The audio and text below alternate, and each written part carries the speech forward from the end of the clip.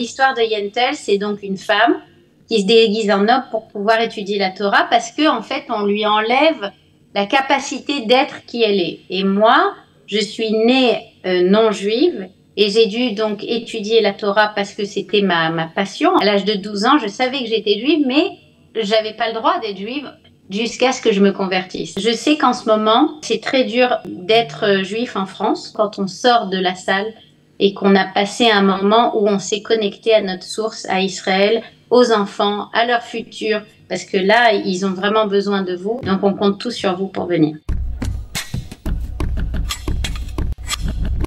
Elle s'appelle Shirel, elle chante depuis toujours, on est ravis de l'accueillir parce qu'elle va se produire en France, mais pas pour n'importe quelle cause. Nous allons en parler dans quelques instants. Shirel, bienvenue. Merci d'être avec nous aujourd'hui. Salut Cathy. Tu pars le 8 décembre à Nice où tu vas te produire dès 18h au Conservatoire national de musique pour les enfants déplacés. Je sais que c'est une cause qui te touche, comme nous tous, évidemment. Est-ce que tu as dit oui tout de suite à l'association Netzar?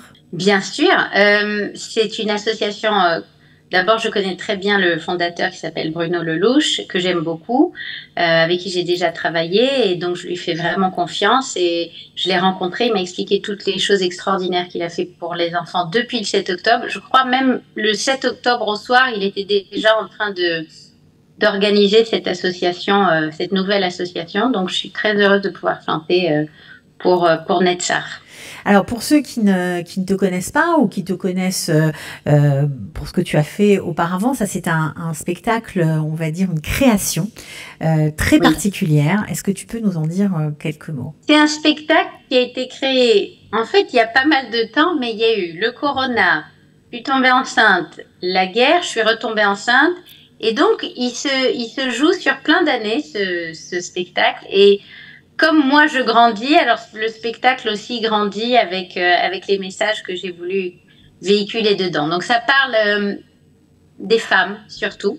J'ai interrogé 17 femmes en Israël de 15 à 95 ans, de tous les genres, des Russes, des Éthiopiennes, des Françaises, des Arabes israéliennes, de tout. Et donc, elles vont parler pendant le spectacle et en intervenant entre les chansons sur des sujets qui me tiennent à cœur, comme la mémoire, le père, la beauté, la femme, enfin plein de choses. Et en fait, ce spectacle pose la question sur le rôle de la femme qui, depuis quelques décennies, a complètement changé. Et donc, je pose des questions à moi-même et à ces femmes-là, et à vous, public, qui viendrez me voir, sur ce qu'est devenu en fait le rôle des femmes qui a bouleversé ce dernier siècle.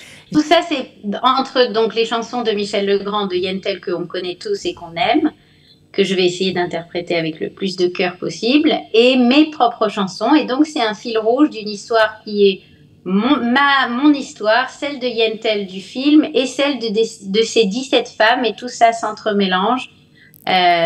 Pour donner un spectacle, un one-woman show que j'adore interpréter. Voilà, et c'est bien évidemment, pour ceux qui ont déjà vu le spectacle, le revoir après le 7 octobre, ça va donner une connotation complètement différente parce qu'on sait que les femmes ont eu un rôle extrêmement important. Alors, comme toujours, hein. Comme toujours, ça c'est vrai. Alors, Yentl and Me, pourquoi tu as choisi Yentl? Pourquoi tu t'es attachée à ces chansons-là pour raconter ta propre histoire? En fait, depuis que je suis petite, j'étais enfant unique jusqu'à l'âge de 10 ans et donc j'étais souvent seule. Et quand on grandit à Paris, on grandit dans le froid, donc on grandit à la maison. Et donc, j'avais la chance de pouvoir voir, mes parents avaient une grande bibliothèque de comédie musicale. Et donc, je me mettais des comédies musicales du début. Après, je mettais arrêt, rewind, et je recommençais au début. Et je pouvais voir la même comédie musicale peut-être 10 fois dans la même journée. Et Yentl, c'était ma préférée. C'était celle qui parlait vraiment à mon identité juive, à ma soif de connaître, à ma soif d'apprendre. Et c'est donc celle qui me tient le plus à cœur. Et chaque fois que même si je répète tous les jours les mêmes musiques de Michel Legrand, ses paroles et ses mélodies me transporte vraiment dans un endroit, voilà, très, très intime et très profond de mon être. C'est très beau parce que tu as réussi, comme tu nous l'as dit tout à l'heure aussi, à faire passer ton amour pour cette comédie musicale. Je crois que tu n'es pas la seule, je crois qu'il y en a beaucoup dans la salle Ah qui vont venir te voir, qui partagent cet amour pour cette passion pour Michel Legrand. Mais ce qui est beau aussi, c'est que tu as mis des titres à toi que les gens ne connaissent pas forcément et qui matchent. Voilà, c'est assez incroyable comment tout ça se mélange et fusionne. Ben, c'est un parallèle en fait, parce que comme l'histoire de Yentl, c'est donc une femme qui se déguise en homme pour pouvoir étudier la Torah, parce que en fait, on lui enlève la capacité d'être qui elle est. Et moi, je suis née non juive et j'ai dû donc étudier la Torah parce que c'était ma passion en fait. J'ai été à la Midrasha, à la Yeshiva pour filles, j'ai étudié à l'âge de 12 ans, je savais que j'étais juive, mais j'avais pas le droit d'être juive jusqu'à ce que je me convertisse. Et donc ce savoir que tu sais que tu es quelque chose, mais que tu ne l'es pas pour le reste du monde, donc tu es un peu caché, entre guillemets, c'est une force, et puis en même temps, c'est une épreuve, jusqu'à ce que tu arrives à l'accomplissement, où donc il y a une conversion, que moi j'appelle une vraie version, et tu deviens ce que tu as toujours été. Pour finalement apprendre qu'il n'y avait pas besoin de conversion, en fait. Ah non, tu dis pas tout, hein, Cathy. Bon, je dévoile un petit peu, mais bon, certains ont déjà vu le spectacle, d'autres pas encore, puisque, bon voilà, en France, il n'a pas encore... Et puis j'ai la chance, tu sais, que ma mère, elle va être à Nice ce jour-là, donc elle va venir interpréter une ou deux chansons avec moi sur scène et me faire ce plaisir et cet honneur. Voilà, donc on aura Jean Manson et Shirel ensemble sur scène. Ce sera le 8 décembre à Nice à partir de 18h. Alors, très important de parler des enfants déplacés. Il faut savoir que au mois de mai 2024, on avait 48 000 enfants et étudiants, des écoliers, des étudiants israéliens qui ont été évacués, donc déplacés de la zone frontalière du Liban et puis bien sûr de Otef Aza. Ils sont toujours 28 000 à ne pas être retournés voilà, chez eux selon le ministère de l'Éducation. Alors évidemment c'est très très important parce que si on rapporte ce chiffre avec celui de la France, avec voilà, si on multiplie ce chiffre, on obtient à peu près 252 000 personnes. Donc ouais, ce serait en France, ce serait 252 000 personnes. C'est absolument énorme. Donc il faut souvent une prise en charge psychologique. Vraiment, c'est une cause magnifique. C'est pas simplement un concert que vous allez soutenir. C'est pas simplement pour le plaisir, même s'il est immense, d'aller voir Shirel, mais aussi vous allez faire vraiment une très belle action. Et je vais juste rajouter quelque chose. Je sais qu'en ce moment, c'est très dur d'être juif en France. C'est bizarre à dire, mais c'est vrai. Et donc, le fait d'être ensemble et de se réunir pour donner à notre pays, parce que c'est aussi le pays des Juifs de France, Israël, et de donner aux enfants, c'est très important. Même si on a parfois un petit peu peur des rassemblements ou de tout ça, il faut pas qu'on cède à cette peur.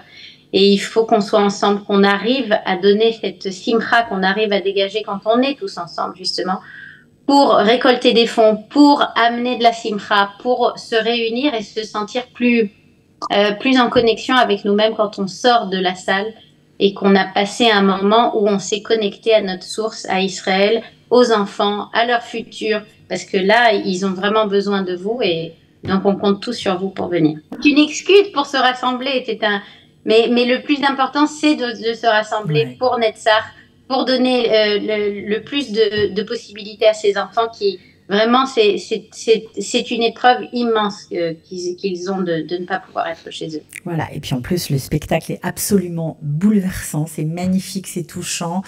Franchement, ça mérite le détour. Quand on voit le sourire des gens qui sortent de la salle, vraiment, je vous encourage à y aller. Ne ratez pas sa présence à Nice, elle n'est pas tous les jours à Nice, donc profitez-en.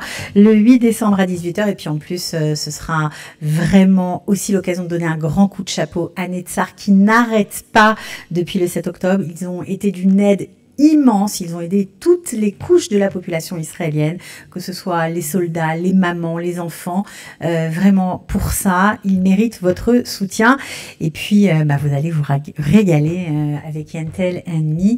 Merci beaucoup, Cheryl, d'avoir été avec nous aujourd'hui. Avec plaisir. Et tu as vu que ça s'appelle Netzach. Netzach, c'est l'éternité. Donc, une mitzvah que vous allez faire maintenant, elle va avoir l'écho dans l'éternité. Parce que c'est ça de faire une mitzvah.